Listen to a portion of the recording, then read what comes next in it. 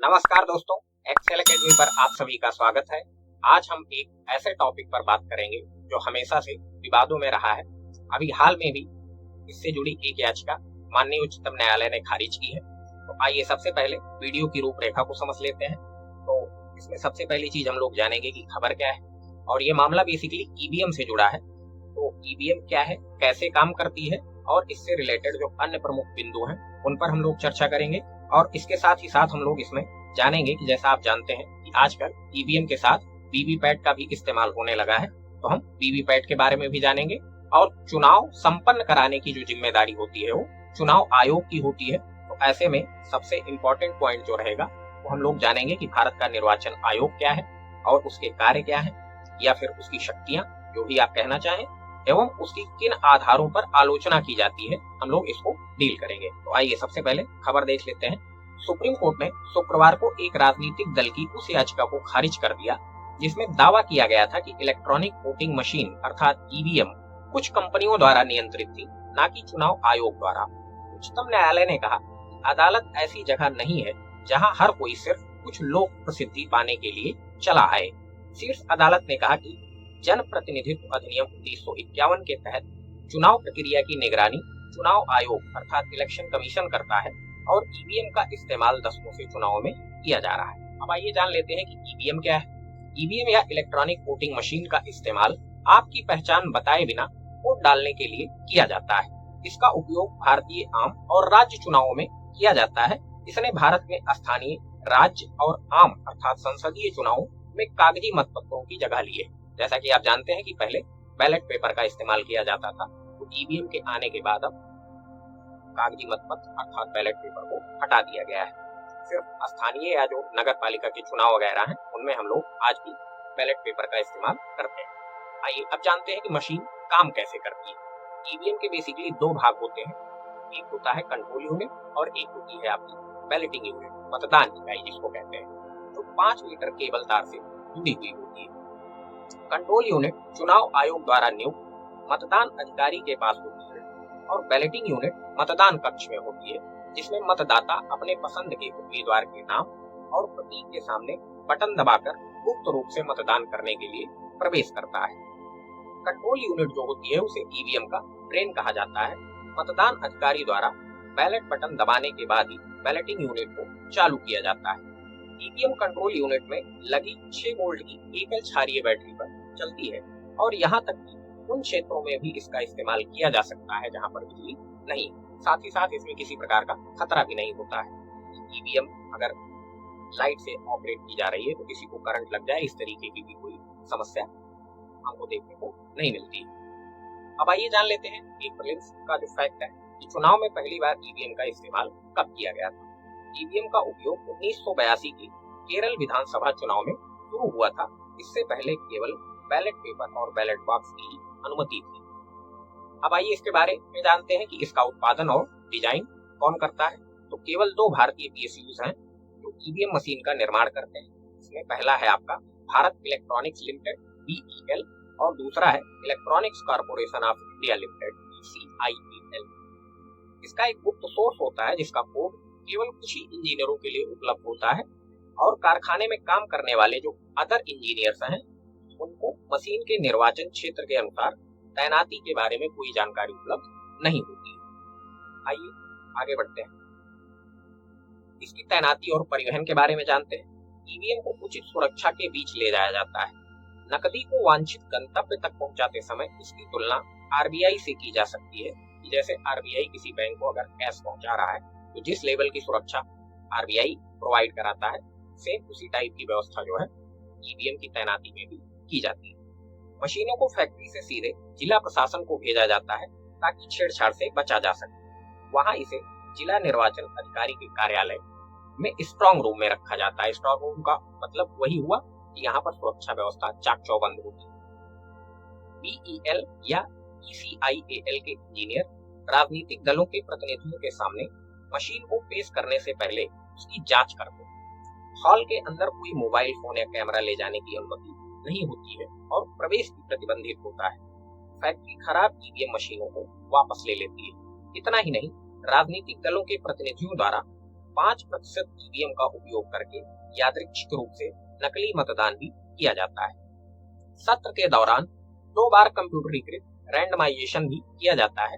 नामांकन प्रक्रिया समाप्त होने के बाद उम्मीदवार की सेटिंग होने पर 5% मॉक वोटिंग का एक और दौर भी आयोजित किया जाता है। मतदान के दिन मतदान एजेंटों के सामने अंतिम दौर का मॉक पोलिंग भी किया जाता है। एक बार मतदान हो जाने के बाद पीठासीन अधिकारी क्लोज बटन दबा देता है और ईवीएम को सील कर दिया जाता है तथा जो भी चुनाव आयोग चुनाव के एजेंट होते हैं उस पर हस्ताक्षर कर देते हैं। ईवीएम को 24 घंटे सुरक्षा के साथ स्ट्रांग रूम में वापस रखा जाता है। उम्मीदवारों प्रतिनिधियों को स्ट्रांग रूम पर अपनी मुहर लगाने की अनुमति है। वह सीसीटीवी कैमरों का उपयोग करके कमरे के प्रवेश द्वार की निगरानी भी कर सकते हैं। ईवीएम का इस्तेमाल कब तक किया जा सकता है, ये भी आपके लिए जानना महत्वपूर्ण है। ईवीएम की जो लाइफ होती है वो 15 साल होती है, इसलिए 2001 में बनी सभी यूनिट्स को अब तक खारिज कर दिया गया है। ईवीएम और उसके चिप को नष्ट करने की प्रक्रिया को विनिर्माताओं की फैक्ट्री के भीतर राज्य मुख्य निर्वाचन अधिकारी या उसके प्रतिनिधि की मौजूदगी में अंजाम दिया जाता है। अब आइए जानते हैं वीवीपैट के बारे में। तो सबसे पहले इसका full form voter verified paper audit trail. VVPAT मशीनें ईवीएम के माध्यम से डाले जाने वाले प्रत्येक मत का प्रिंट आउट प्रदान करती हैं, जो कि किसी बॉक्स में एकत्र होते रहते हैं। इनका उपयोग चुनाव से संबंधित किसी भी विवाद का निराकरण करने के लिए किया जा सकता है। ईवीएम की तरह इसे भी बीईएल और ईसीआईएल द्वारा डिजाइन किया गया है। वीवीपैट का सर्वप्रथम प्रयोग 2013 में नागालैंड के निर्वाचन में किया गया था। वीवीपैट मशीन को ईवीएम के साथ जोड़ा जाता है। यह मशीन वोट डाले जाने की पुष्टि करती है और इससे मतदान की पुष्टि की जा सकती है। वीवीपैट के साथ प्रिंटर सदृश एक उपकरण ईवीएम से जुड़ा होता है। इसमें मतदाता द्वारा उम्मीदवार के नाम का बटन दबाते ही उस उम्मीदवार के नाम और राजनीतिक दल के निशान की पर्ची अगले 10 सेकंड में मशीन से बाहर निकल आती है। पर्ची एक बार दिखने के बाद ईवीएम से जुड़े सुरक्षित बॉक्स में चली जाती है। ईवीएम में लगी स्क्रीन पर यह पर्ची 7 सेकंड तक दिखाई देती है। वीवीपैट की मदद से प्रत्येक मत से संबंधित जानकारियों को प्रिंट करके मशीन में स्टोर कर लिया जाता है और विवाद की स्थिति में इस जानकारी की मदद से इन विवादों का निपटारा किया जा सकता है। अब आइए जान लेते हैं ईवीएम की विशेषताओं के बारे में। इसी विशेषता में जो एक बात है उसी को लेकर बार बार विपक्षी पार्टियां आरोप लगाती रहती हैं। आमतौर पे वह सभी पार्टियां जो सत्ता से बाहर होती हैं वो ज्यादा आरोप लगाती हैं। तो इसको हम लोग आइए जानते हैं। यह छेड़छाड़ मुक्त तथा संचालन में सरल है। ईवीएम कंप्यूटर नियंत्रित नहीं है बल्कि स्वतंत्र मशीनें हैं और इंटरनेट या किसी अन्य नेटवर्क के साथ कभी भी कनेक्ट नहीं होती है। वो किसी अदर डिवाइस से कनेक्ट नहीं किया जा सकता है। अतः किसी रिमोट डिवाइस के जरिए इन्हें हैक करने की कोई भी संभावना नहीं है। तो ये जो आरोप लगते हैं वो निराधार होते हैं। ईवीएम मशीनें अवैध मतों की संभावना कम करती है और गणना प्रक्रिया को तेज बनाती है तथा लागत को घटाती है। 64 उम्मीदवारों की संख्या तक के चुनाव ईवीएम द्वारा कराए जा सकते हैं। अगर किसी पर्टिकुलर क्षेत्र में 64 उम्मीदवार हैं तो उनका चुनाव आसानी से ईवीएम के जरिए संपन्न कराया जा सकता है। 64 से अधिक उम्मीदवार अगर कहीं पर होते हैं तो वहां पर बैलेट बॉक्स से बैलेट पेपर से ही चुनाव कराया जाएगा। फिर उसके लिए और कोई ऑप्शन नहीं है। एक ईवीएम मशीन अधिकतम 3840 वोट दर्ज कर सकती है। आइए अब जान लेते हैं जो इस वीडियो का सबसे महत्वपूर्ण भाग है, भारत का निर्वाचन आयोग जो कि चुनाव संपन्न करवाता है। तो सबसे पहली चीज इसमें रचना जान लेते हैं। आर्टिकल 324 के अनुसार भारत का निर्वाचन आयोग एक मुख्य निर्वाचन आयुक्त और अन्य ऐसे निर्वाचन आयुक्तों से मिलकर बनेगा जो राष्ट्रपति समय समय पर निर्धारित करेगा। अब ये राष्ट्रपति समय समय पर निर्धारित करेगा। 1989 से पहले ये एक सदस्यीय हुआ करता था, लेकिन 1989 में 61वां संविधान संशोधन किया गया जिसके जरिए वोट डालने की जो उम्र सीमा है वो 21 से घटाकर 18 वर्ष कर दी गई। तो इसलिए इलेक्शन कमिश्नर पर या इलेक्शन कमीशन पर वर्कलोड ज्यादा बढ़ गया। तो उसके परिणाम स्वरूप अन्य 2 चुनाव आयुक्तों की नियुक्ति की गई। भाई करोड़ों की संख्या में नए मतदाता बढ़ गए तो उनका एक प्रकार से जो वर्कलोड है वो ज्यादा बढ़ गया। एक अकेले व्यक्ति के बस की बात नहीं थी। तो इसलिए जो है इसको 3 सदस्यीय बनाया गया। 1990 में इसे पुनः 1 सदस्यीय बना दिया गया और 1991 से अब तक वर्तमान स्थिति तक ये जो है पुनः 3 सदस्यीय स्थिति में है। अब इसकी योग्यता के बारे में जान लेते हैं। तो योग्यता, संविधान या कानून में इसका कोई उल्लेख नहीं है। राष्ट्रपति जी जिसको चाहे या व्यवहार में मोदी जी जिसको चाहे किसी को भी चुनाव आयुक्त बना सकते हैं, निर्वाचन आयुक्त बना सकते हैं। हो सकता है कल को मोदी जी अमित शाह जी या राजनाथ सिंह जी को भी चुनाव आयुक्त बना दें। ऐसा इसमें कोई प्रावधान संविधान में नहीं किया गया है। जिसकी मर्जी होगी राष्ट्रपति महोदय उसको चुनाव आयुक्त बना सकते हैं। आगे बढ़ते हैं, कार्यकाल के बारे में जानते हैं। तो कार्यकाल इसका 6 वर्ष या 65 वर्ष की उम्र में जो भी पहले पूर्ण हो। जैसे मान लीजिए कि कोई एक व्यक्ति एक्स है जिसकी एज है 55 वर्ष, अब उसको फिर 6 वर्ष का कार्यकाल मिलेगा, अर्थात वो 61 वर्ष की उम्र में रिटायर कर जाएगा। बात क्लियर हुई। और अगर कोई व्यक्ति है वाई, अगर मान लो उसकी एज है 62 ईयर्स, उसको फिर 3 वर्ष का ही कार्यकाल मिलेगा, क्योंकि वो 65 वर्ष का पूर्ण हो जाएगा, फिर उसे 6 वर्ष का कार्यकाल नहीं मिलेगा। अब आइए इसके वेतन के बारे में भी जान लेते हैं कि चुनाव आयुक्तों को वेतन कितना मिलेगा। तो सुप्रीम कोर्ट के जज के बराबर अर्थात 2.5 लाख प्रति माह ठीक ठाक वेतन मान इनको दिया जाता है। पद मुक्ति कि किसी चुनाव आयुक्त को कैसे हटाया जा सकता है, तो इसमें 2 बातें हैं। एक तो मुख्य चुनाव आयुक्त जो होता है उसको हटाने की प्रक्रिया सुप्रीम कोर्ट के जज को हटाने जैसी होती है। अब ये आपने अगर पॉलिटी में पढ़ा होगा तो बहुत कठिन प्रोसेस होता है, उसमें मैं फिर कभी चर्चा करूंगा, या हो सकता है पॉलिटी में शुभम सर आपसे चर्चा करें। परंतु अन्य निर्वाचन आयुक्तों को मुख्य चुनाव आयुक्त की अनुशंसा पर राष्ट्रपति द्वारा हटाया जा सकता है। लेकिन यहाँ पर एक बात आप ध्यान रखिएगा कि राष्ट्रपति मुख्य चुनाव आयुक्त की सलाह मानने के लिए बाध्य नहीं होता है। ऐसे एक मामला हुआ था कि चुनाव आयुक्त थे नवीन चावला जी, जिन पर मुख्य चुनाव आयुक्त ने आरोप लगाया था ये चुनाव में कांग्रेस पार्टी को फायदा पहुंचाने के उद्देश्य से कार्य करते हैं। तो उन्होंने अनुशंसा की माननीय राष्ट्रपति महोदय से, लेकिन तत्कालीन राष्ट्रपति जी ने उनकी ये अनुशंसा को खारिज कर दिया था। तो ये इसमें एक मामला हुआ था जो कि चुनाव आयोग के ऊपर एक प्रकार से आप कह लीजिए कि काला धब्बा है। आइए अब जानते हैं इसके कार्य या शक्तियों के बारे में। तो राष्ट्रपति, उपराष्ट्रपति, संसद तथा राज्य विधानमंडल। संसद में आप जान लीजिए कि लोकसभा प्लस राज्यसभा इसका चुनाव। इसका दूसरा काम है मतदाता सूची तैयार करना एवं उसका नवीनीकरण करना। अगला काम है इसका राजनीतिक दलों का पंजीकरण करना एवं उन्हें तथा उम्मीदवारों को चुनाव चिन्ह आवंटित करना। ये जो है, जैसे आप जान रहे हैं कि अगर किसी को कमल देना है या फिर किसी को साइकिल देनी है, किसी को हाथी देना है, तो ये सारा काम जो है वो चुनाव आयोग के ऊपर होता है। और जो स्वतंत्र उम्मीदवार होते हैं निर्दलीय, उनको कौन सा चुनाव चिन्ह मिलेगा उसकी भी बात चुनाव आयोग द्वारा निर्धारित करता है। जैसे कई बार विवाद भी हो जाता है चुनाव चिन्ह को लेकर। मौजूदा समय में जैसे रियल शिवसेना को लेकर विवाद है, एकनाथ शिंदे जी के मध्य और उद्धव ठाकरे जी के मध्य, वो जो उनका धनुष बाण है शिवसेना का चुनाव चिन्ह, तो अब उस पर एकनाथ शिंदे जी दावा कर रहे हैं कि वो चुनाव चिन्ह हमारा है।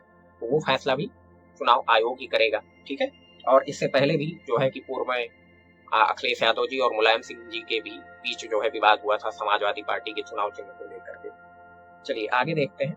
राजनीतिक दलों को राष्ट्रीय एवं राज्य स्तरीय दलों का दर्जा देना, कि कौन सा दल राष्ट्रीय दल है और कौन सा दल राज्य स्तरीय दल है, इसकी भी चर्चा, इसका भी दर्जा जो है वो चुनाव आयोग द्वारा किया जाता है।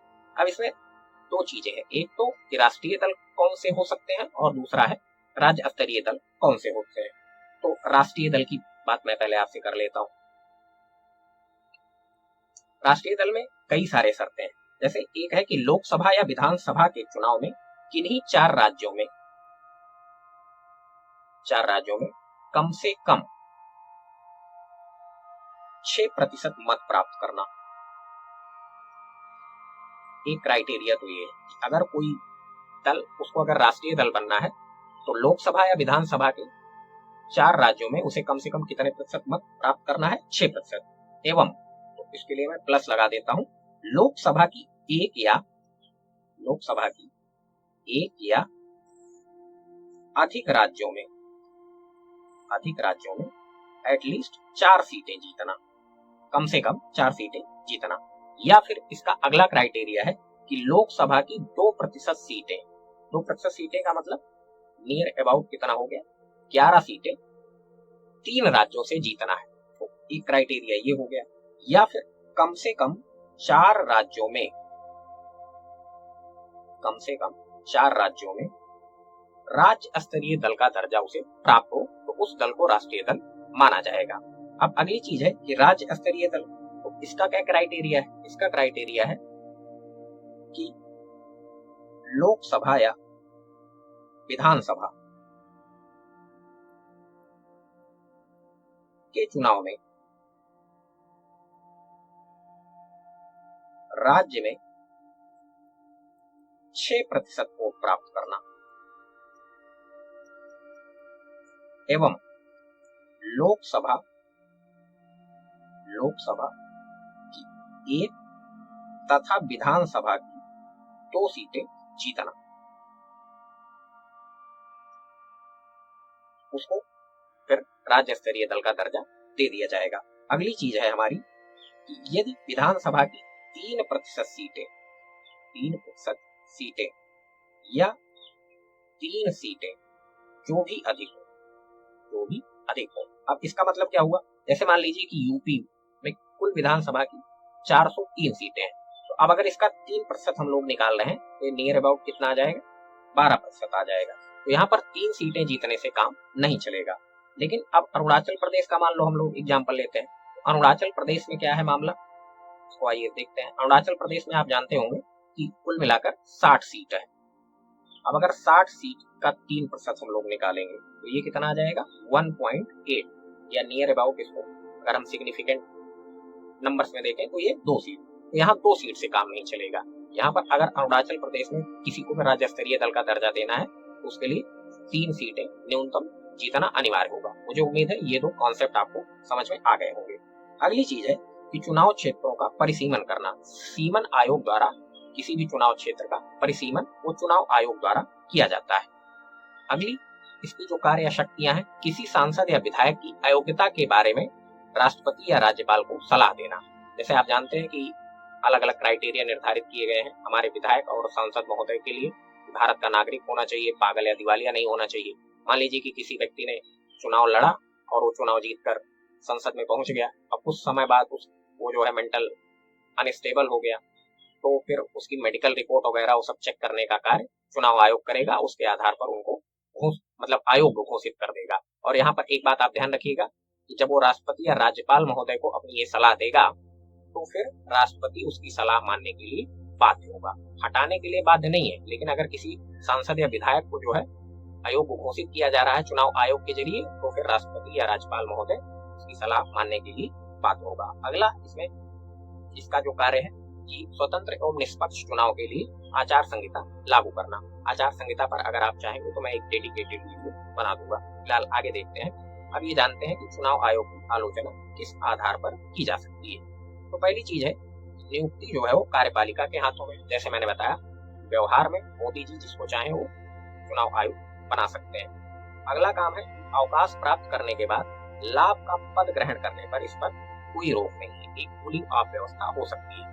तो अब इसमें सुझाव क्या दिया जा सकता है? एक तो उसमें मैंने बता दिया कि कूलिंग ऑफ पीरियड जो है वो लागू किया जा सकता है कि तुरंत ही उनको कोई लाभ का पद ना दिया जाए, नहीं तो उससे जनता में ये स्थिति बन जाती है। ये मतलब किसी पार्टी विशेष के प्रति निष्ठावान थे, इन्होंने स्वतंत्र रूप से अपनी जिम्मेदारी नहीं दिखाई। अब नियुक्ति कार्यपालिका के हाथों में है, तो ये भी एक चिंता का विषय है। इसके लिए हम लोग क्या सलाह दे सकते हैं कि एक राष्ट्रीय नियुक्ति आयोग बनाया जाए जिसमें मोदी जी भी हो, मतलब सत्ताधारी पार्टी हो, और उसमें विपक्ष के भी तमाम लोग हों, और जनता के जो गणमान्य व्यक्ति हैं उनको भी उसमें शामिल किया जाए। और जो भी डिस्कशन हो कि हम इनको बनाने के पक्ष में है या उनको बनाने के पक्ष में, वो पब्लिक डोमेन में रख दिया जाए, कैमरे के सामने किसी पोर्टल पर उपलब्ध करा दिया जाए। तो हम लोगों का जो डर है अर्थात जनता का, वो नेताओं को बहुत ज्यादा और भय प्रदान करता है। जब ये पब्लिक डोमेन में रहेगा तो उसमें ये पता चल जाएगा कि कौन किसके पक्ष में था, कौन किसके पक्ष में नहीं था। अगली बात है कि अपना प्रशासनिक तंत्र ना होना। अब यहाँ पे आप जानते हैं कि जब चुनाव आयोग मतलब चुनाव होते हैं तो तमाम राज्यों के पुलिस, सीआरपीएफ के जवान जो है वो सब आते हैं। अब ये सरकारी तंत्र पर इनको निर्भर रहना पड़ता है, तो ये एक पक्ष है। इन्हीं आधारों पर चुनाव आयोग की आलोचना की जाती है। तो इसीलिए आप देखते हैं कि समय समय पर पार्टियों द्वारा जो है वो बीजेपी की सीटी इस तरीके के आरोप लगाते रहते हैं। अगर आपको ध्यान हो तो पश्चिम बंगाल में चुनाव हो रहे थे तो ममता बनर्जी जी चुनाव आयोग के खिलाफ धरने पर बैठ गई। ये सब चीजें होती रहती हैं। हुए तार्किक पक्षों में इसकी आलोचना की जा सकती है। हालांकि जो चुनाव आयोग है वो एक स्वायत्त संस्था है, तो अब उस तरीके से अतार्किक और मनमाने ढंग से किसी भी इंस्टीट्यूशन पर हमला नहीं करना चाहिए कि आप कल को सुप्रीम कोर्ट को गाली दें, यूपीएससी को गाली दें, उसमें सब उसी के एजेंट बैठे हुए हैं। सब तो भाई अलग ही इशू है, अब कहने के लिए तो किसी को बात नहीं कर सकता है। तो मुझे उम्मीद है आपको ये सारे कॉन्सेप्ट समझ में आ गए होंगे। तो आज के सेशन को यहीं पर समाप्त करते हैं और आपसे अनुरोध है कि चैनल को सब्सक्राइब करना ना भूलें, ज़्यादा से ज़्यादा लोगों के साथ शेयर करें और वीडियो को लाइक करना बिल्कुल भी मत भूलें। और बहुत सारे मित्र हमारे वो सब्सक्राइब नहीं कर रहे हैं, अगर आप सब्सक्राइब और लाइक करेंगे तो उससे हमारा मोटिवेशन बढ़ेगा। तो पुनः आपसे निवेदन करूंगा कि सब्सक्राइब अवश्य करिए और जितना हो सके उतना शेयर करिए। चलिए मिलते हैं किसी नेक्स्ट सेशन में। आप सभी लोगों का बहुत बहुत धन्यवाद साथियों।